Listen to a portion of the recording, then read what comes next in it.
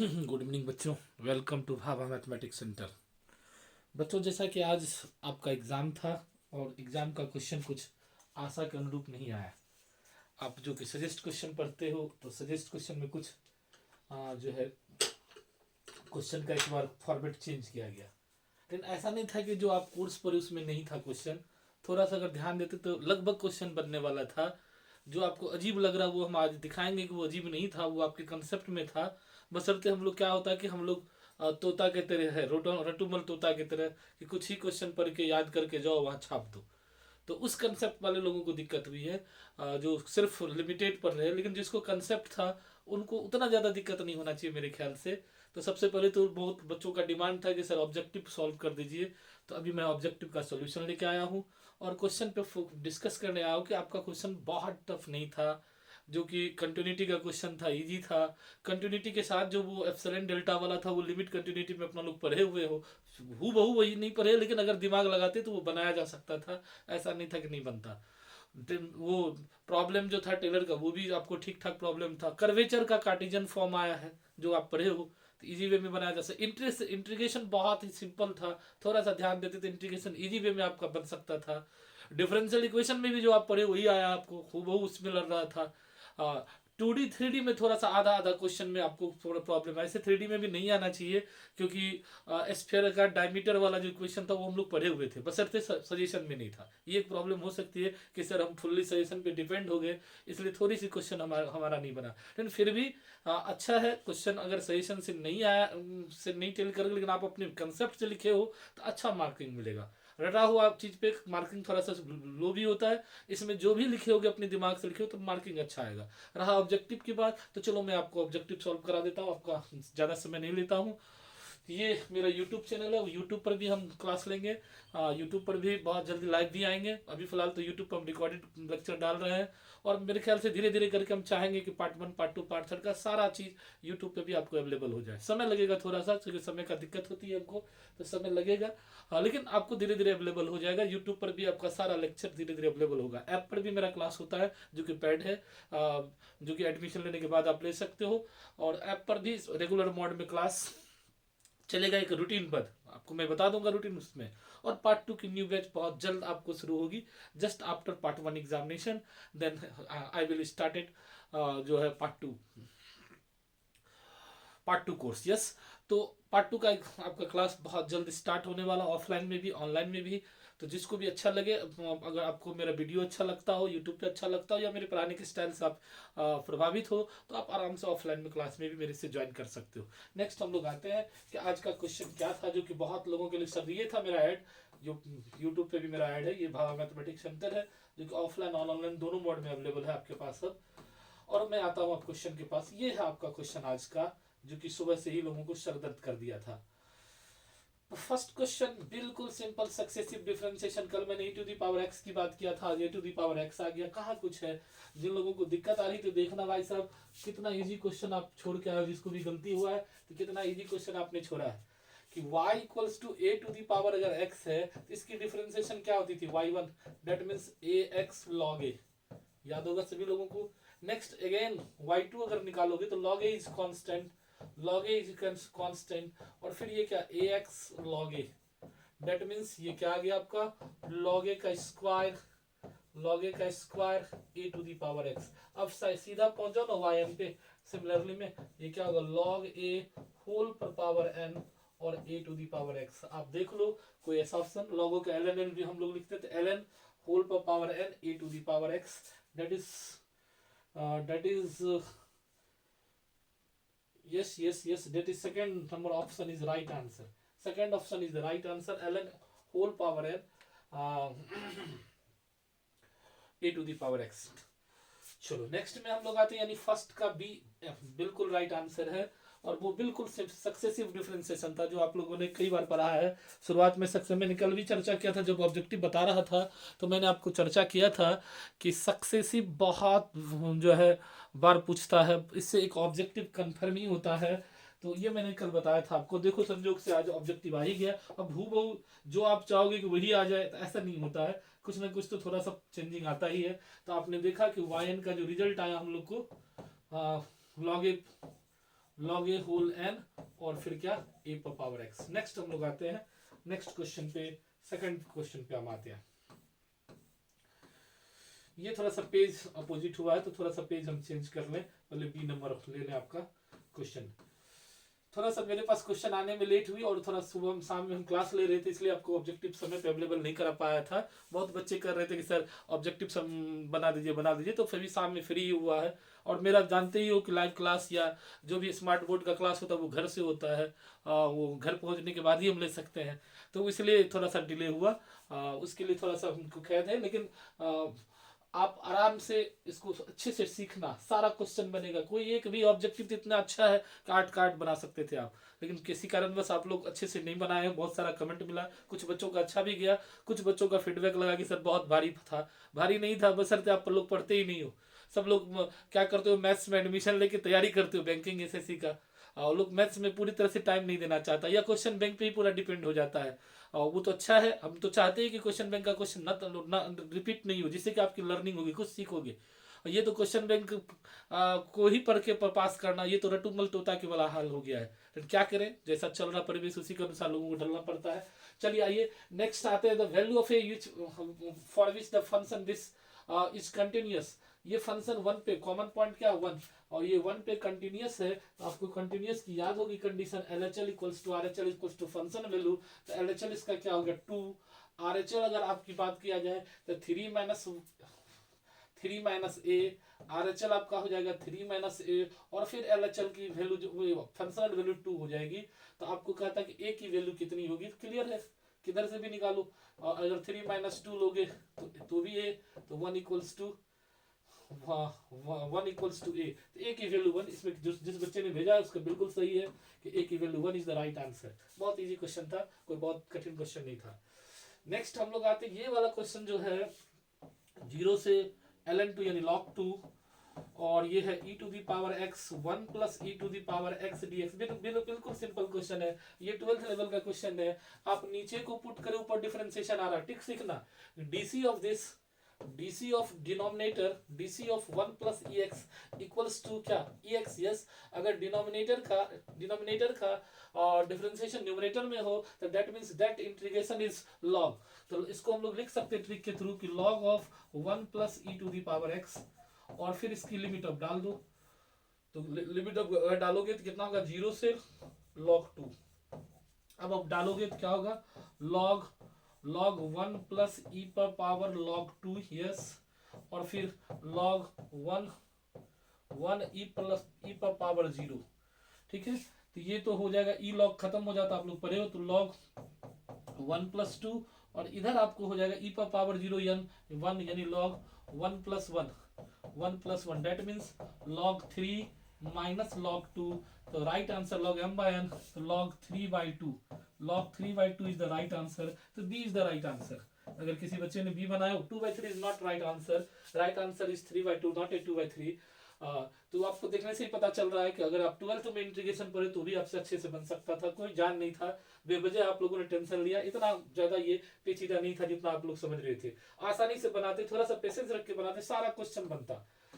Next question, ये question बड़ा interesting है, थोड़ा सा पेच दिया है लेकिन ऐसा नहीं था, ये 12th लेवल का क्वेश्चन था, ऑब्जेक्टिव 12th स्टैंडर्ड का है। पता नहीं आप लोग कहाँ खो गए हो और क्यों आप लोगों से को परेशानी आई, कि इसका मतलब आप लोगों के पास कंसेप्ट का प्रॉब्लम था, जिसकी वजह से कहीं कहीं आप रटने के फेर में थे और आपने कंसेप्ट पे फोकस नहीं किया।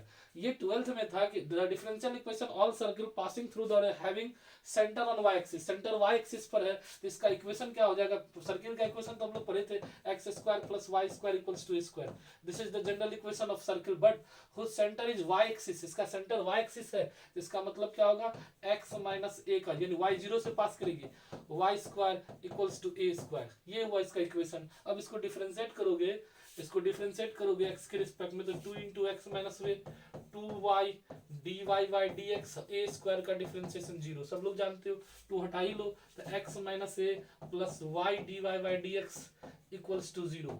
यहां से आप चाहो तो a की वैल्यू निकाल लो, तो यहां से हम लोग क्या कर सकते हैं, अब जरा वो देख लेते हैं कि a की वैल्यू निकाल को इक्वेशन में धर दो, कहीं से भी काम चल जाएगा मेरा। तो यहां से हम लोग a की वैल्यू अगर निकाल लें और इक्वेशन में धर दे तो वहां से भी मेरा काम चल जाएगा। तो ए की वैल्यू यहाँ से क्या होगी, x plus y d y by d x equals to a, ये ए का वैल्यू है। और ए की वैल्यू ऊपर वाला इक्वेशन में जो ओरिजिनल इक्वेशन इसमें डाल दीजिए, तो वहां से भी आपका बन जाएगा। या फिर इसको थोड़ा सा और तोड़ देते हैं जो आसानी होगी आपको। इसको और तोड़ोगे तो क्या लिखोगे, फ्रॉम वन को थोड़ा सा ब्रेक करोगे आप लोग, तो फ्रॉम वन को अगर ब्रेक करते हो तो क्या लिखोगे, x square plus a square minus 2xa plus y square equals to a square cancel, तो क्या होगा, एक्स स्क्वायर माइनस 2ax और प्लस वाई स्क्वायर। अब ए का वैल्यू जो आप निकालो यहाँ, ये रख दो, देखो अपने आप आपका इक्वेशन फेंक देगा यहाँ से, तो ये हो जाएगा x square plus y square equals to 2ax। और आसान करने के लिए आप लिख सकते हो x square plus y square, a की वैल्यू रखनी है आपको, तो x square plus y square equals to, a की वैल्यू है आपके पास x plus y d y by d x into x. अब इससे आपको काम करना है, तो ये अपना लोग को हो जाएगा x square plus y square, इधर भी हो जाएगा x square plus x y, 2 छूट गया है मेरे पास तो 2 भी ले लेना है, तो इधर हो जाएगा 2x square plus 2x square plus 2y d y by d x, 2xy d y by d x, ऐसा कुछ आ रहा है। तो अब इसको ले जाओगे उधर, तो ये हो जाएगा y square minus x square, इधर हो जाएगा 2xy d y by d x, 2xy d y by d x. तो d y by d x की जो वैल्यू होगी आपको, ये आएगा y square minus x square by 2xy। This is the right answer. थोड़ा सा देख लो आप लोग भी गौर से, हमने क्या किया, 2x ए का वैल्यू निकाले थे x plus y d y by d x, जो हमने इसमें रख दिया x plus y d y by d x. 2 यहाँ मेरे पास है ही, x ए है तो 2 तो 2x स्क्वायर, इसको मल्टीप्लाई करोगे तो 2x स्क्वायर फिर 2xy d y by d x, 2x square को उधर ले जाओगे तो क्या होगा, y square minus x square फिर क्या 2xy d y by d x का, यानी a is the right answer. जिस बच्चे ने बनाया बिल्कुल सही बनाया है। और कुछ बच्चे अच्छे कर रहे थे, ऐसा नहीं था कि सारे बच्चे का गड़बड़ हुआ है। कुछ बच्चे जो पूर्णतः सजेशन बेस्ड थे उनको थोड़ी सी प्रॉब्लम आई है, लेकिन जिन्होंने भी थोड़ा सा भी अपना ब्रेन लगा के बनाया होगा, मेरे ख्याल से उसका अच्छा एग्जाम गया है, टेंशन नहीं ना। और फर्स्ट पेपर तो बहुत बेहतर गया है, तो ऐसा नहीं कि हर बार हर चीज़ अच्छा ही चल जाए, तो कुछ दोनों मिला के मार्क्स ऐड होता है। ऐसा नहीं कि इस पेपर में पास करना जरूरी है, आपको दोनों मिला के आपके पास 19 मार्क्स चाहिए पासिंग के लिए और 120 चाहिए फर्स्ट क्लास के लिए। और इसलिए कोई घबराने वाली बात नहीं है। जिसका फर्स्ट पेपर बहुत अच्छा गया, बहुत अच्छे से सेशन भी बोल रहा था उसमें, तो उसमें अगर आपको 90 करीब आ गया, इसमें 60 या 70 भी आ गया तो भी 150 प्लस रहेगा। इसलिए आप लोग का अच्छा, मेरे ख्याल से अच्छा है, टेंशन नहीं लेना। अब आगे की तैयारी करो कि पार्ट 2 में उससे बेहतर, उससे ज़्यादा मार्क्स लाए या अच्छे से अच्छे ढंग से पढ़े। नेक्स्ट आते हैं हम लोग डी के बाद मेरे पास जो है ई वाला क्वेश्चन। तो अभी तक आपने 4 ऑब्जेक्टिव को सॉल्व किया, 5वां ऑब्जेक्टिव पे मैं आ रहा हूँ। ये आप पढ़े हो, कई बार पढ़े हो, आप लोग को याद नहीं होगा, आपने पढ़ा है क्रेडिट फॉर्म में था ये। तो इसका जो आता था y square equals to 4x is the right answer. This is the, इसको हम लोग कैसे बनाते थे, px plus a by p की जगह पर c पुट कर देते थे, तो फिर c के रिस्पेक्ट में डिफरेंशिएट करके इसका सिंगुलर सॉल्यूशन निकालते थे। पूछ भी रहा है सिंगुलर ही, तो ये आराम से। और ये भी आप लोग कई बार पढ़े थे, कर्ल ग्रेड 5 इक्वल्स टू 0, बिल्कुल राइट आंसर है। जिस बच्चे ने बनाया बिल्कुल सही है। तो ये सब तो स्टैंडर्ड क्वेश्चन है, कई बार ऑब्जेक्टिव में कुछ बच्चे कहते हैं सर क्वेश्चन बैंक से नहीं है, ये वो क्वेश्चन बैंक का ही ऑब्जेक्टिव है। बिल्कुल क्वेश्चन बैंक का रिपीटेड फॉर्म में ये ऑब्जेक्टिव है। नेक्स्ट क्वेश्चन आपके पास मैं लेके आ रहा हूं, जो सबसे टेंशन दिया बच्चों को, ये ऑब्जेक्टिव। मेरे ख्याल से इसमें बच्चे गड़बड़ाए हैं, बहुत सारे बच्चों का मेरे से कंप्लेन आया। लास्ट वाला ऑब्जेक्टिव का ऑप्शन क्या होगा, ये कॉनिक सेक्शन का उनका क्वेश्चन है, दिया गया है। तो इसका एक स्टैंडर्ड था बनाने का, इसका एक तरीका था आपके पास कि आर का वैल्यू निकाल लेते हैं हम लोग। तो आर का वैल्यू निकालते तो आर इक्वल्स टू क्या होता, 15/3 माइनस 4 कॉस थीटा। ठीक है, ये होता 15 और हमको क्या चाहिए था कि this is 1 minus e cos theta का फॉर्म था, दिस इज 1। तो इसको 3 से ऊपर नीचे डिवाइड करोगे तो 5, 1 माइनस 4/3 कॉस थीटा, यानी ई की वैल्यू जो आ रही थी आपको, ई की वैल्यू जो हो रहा था हम लोग को 4/3 और माइनस 4/3 आ रहा था। यस, माइनस 4/3 आ रहा था, जो कि 1 से छोटा था, प्लस में नहीं आ रहा था, माइनस 4/3। डेट मीन्स जब ई का वैल्यू अगर 1 आता तो पाराबोला ई की वैल्यू लेस देन 1 है, इस यहाँ तो लेस देन बाय फॉर्मेट में लेस देन 1 है तो इसका इलिप्स होता था, इसका रिजल्ट जो होता था वो इलिप्स होता था। ऐसा क्या फार्मूला था तुम्हारा कि एल बाय आर, ये था फार्मूला आपका l by r equals to 1 minus e cos theta, इस टाइप से 1 plus e cos theta minus e cos theta के फॉर्मेट में था। तो उसमें था कि ई की वैल्यू अगर 1 हो जाए तो वो पाराबोला होता था, ई की वैल्यू अगर लेस देन 1 हो जाए तो वो इलिप्स होता था। तो यहाँ लेस देन 1 आ रहा है तो ये इलिप्स है। तो इस तरह से मैंने आपको आठों ऑब्जेक्टिव बनाया। कैसा लगा आपको ये वीडियो जरूर कमेंट कीजिएगा। कोई तरह का दिक्कत हो या कोई कंफ्यूजन बन रहा हो तो उसको भी लिखिएगा कमेंट में, कमेंट बॉक्स में, और अपने दोस्तों को भी शेयर कीजिएगा जिससे बहुत सारे बच्चे लाभान्वित हो सके। जिसके भी मन में डाउट हो वो आराम से जो है अपना डॉट को दूर कर सके। और एक बात और कि टेंशन नहीं लेना है, एग्जाम दोनों पेपर मिला के 90 मार्क्स चाहिए आपको। ईच एंड एवरी पेपर में पास करना नहीं होता, इसलिए बहुत जिस बच्चे की थोड़ी सी एग्जाम गड़बड़ भी गई हो तो प्रेशर नहीं लेना, टेंशन नहीं, अगला एग्जाम दो और फिर नेक्स्ट में अच्छा से करना। क्योंकि ओवरऑल रिजल्ट होता है, तीनों पार्ट का जोड़ कर फिर 8 से डिवाइड करके रिजल्ट मेरा निकलता है एवरेज।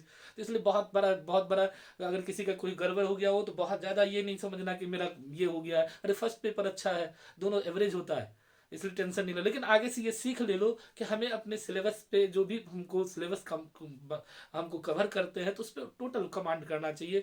लगभग क्वेश्चन बैंक पे ही फुल्ली डिपेंड नहीं होना चाहिए। 5 क्वेश्चन हम जो तैयार करके लिखने जा रहे हैं उसमें कम से कम होल पढ़ना चाहिए। हम कई बार मैंने बच्चों को बताया था रिस्क खेला जाता 5 के बाद, 5 तक रिस्क नहीं खेलना चाहिए। अभी तो लेकिन लोगों को क्या है कि दूसरे दूसरे कंपटीशन की तैयारी करता है, उसके पास समय नहीं है, तो फिर वो लास्ट टाइम में सिर्फ सजेशन पे डिपेंड हो जाती है, इसलिए थोड़ी सी दिक्कत आती है। लेकिन अब आगे से ये आप गांठ बांध लो कि हमको 5 क्वेश्चन थोरो पढ़ना है, थोड़ा अच्छे ढंग से उसको करना। उसके अलावा अगर आपको करना होगा तो रिस्क ले, उसके बाद रिस्क ले सकते हैं या नॉलेज के लिए पढ़ सकते हो, उधर उधर हमको डिटेल में नहीं जाना। लेकिन 5 या 6 क्वेश्चन तक कम से कम को थोड़ा एक एक प्रॉब्लम बुक का बनाना चाहिए, तभी आपका एक कंसेप्ट बनेगा, तभी आप आगे कुछ कर सकते हो, मैथ में कुछ बेस बनेगा और आगे उसके ऊपर फाइट कर सकते हो। और अभी तो स्थिति इतनी गंभीर है कि पूरा मैथ्स कोर्स पढ़ लेता है, उसको पता ही नहीं कौन बुक चलता है कौन नहीं चलता, क्या सिलेबस तक भी बच्चे को पता नहीं होता, लेकिन पूरा पास आउट हो जाता है। तो क्या करोगे, वो तो समय की ये स्थिति है और पढ़ाई व्यवस्था इतनी लेचर होगी, इसलिए ये सीन आ रहा है। लेकिन अगर आपको अच्छा लगता हो, मैथ के प्रति इंटरेस्ट हो, आप पढ़ना चाहते हो, तो बिल्कुल बेधड़क हो कि आप इंटरेस्ट अपने में ले और कहीं अच्छे किसी से, ऐसा नहीं कि मेरे से, जो अच्छे टीचर हो जिससे आप समझ में, जिससे आपको आता हो, आप बेधड़क वहां जाके पढ़िए। और कम से कम इतना जरूर कर लीजिए कि जिससे कि आपको एक भय नहीं हो कि मेरा क्वेश्चन ना छूटे, इतनी तैयारी जरूर कर लीजिए। उसके अलावा अगर आप कंपटीशन करो तो करो, उसमें मेरा कोई नहीं है, लेकिन एक समय में एक ही काम करें तो ज़्यादा बेहतर है। चलिए नेक्स्ट हम लोग, और जो लॉन्ग क्वेश्चन था मेरा पे तो पीडीएफ नहीं आया है, लेकिन लॉन्ग क्वेश्चन मैंने देखा था। लॉन्ग क्वेश्चन में भी ऐसा नहीं था कि आपसे नहीं बनता, आधा क्वेश्चन या एक क्वेश्चन इधर उधर था, लेकिन उसमें भी थोड़ा सा ब्रेन लगाते तो आपसे बन जाता। तो चलिए all the good night. Next हम लोग फिर मिलते हैं एक नए वीडियो के साथ। और अब जो हम आएंगे वीडियो लेके आपके लिए, वो पार्ट 2 का अनाउंसमेंट होगा बैच का, जिसमें आप पार्ट 2 के सिलेबस के बारे में बताएंगे और फिर पार्ट 2 का ऑफलाइन ऑनलाइन कोर्स के बारे में बताएंगे। और उसके बाद शुरू से मैं इस बार हम लोग हर वीक सैटरडे संडे करके यूट्यूब पर भी मेरा लेक्चर होगा पार्ट 2 का, जो जो पार्ट 2 का कोई ना कोई टॉपिक लेके हम पढ़ाएंगे। चलिए बच्चों, धन्यवाद। कैसा लगा आपको जरूर कमेंट कीजिएगा और अपने दोस्तों के भी शेयर कीजिएगा।